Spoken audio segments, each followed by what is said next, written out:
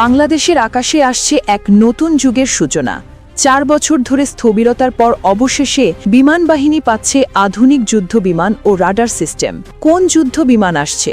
Rafale না Eurofighter, নাকি চীনের অত্যাধুনিক জে-10সি?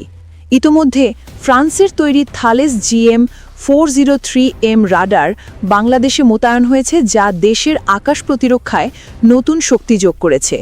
অন্যদিকে বাংলাদেশ ও চীনের মধ্যে জে-10সি ফাইটার জেট কেনা নিয়ে আলোচনা চলছে, আর ইউরোপের ইউরোফাইটারও আলোচনায় আছে।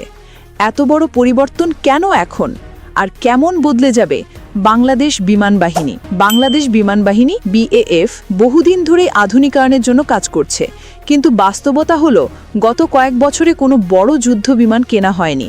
পুরনো চীনা উৎসের F7 বিমানগুলো এখনও ব্যবহৃত হচ্ছে, যদিও সেগুলো প্রযুক্তিগতভাবে অনেক পিছিয়ে গেছে। এখন অস্থায়ী সরকারের নতুন পদক্ষেপে বাজেট বরাদ্দের মাধ্যমে এই স্থবিরতা ভাঙতে যাচ্ছে। বর্তমানে সবচেয়ে আলোচিত অপশন হলো চীনের জে-10সি যুদ্ধ বিমান। আন্তর্জাতিক প্রতিরক্ষা বিশ্লেষণ পোর্টাল কুয়া এবং জোনা মিলিটার জানিয়েছে, বাংলাদেশ প্রায় 12 থেকে 16টি জে-10সি কেনার বিষয়ে আলোচনা করছে। এই বিমানটি আধুনিক এভিয়নিক্স, AES এর রাডার এবং PL-15 দীর্ঘপাল্লার এয়ার টু এয়ার মিসাইল বহন করতে সক্ষম, যা আকাশ যুদ্ধে বিশাল সুবিধা দেবে।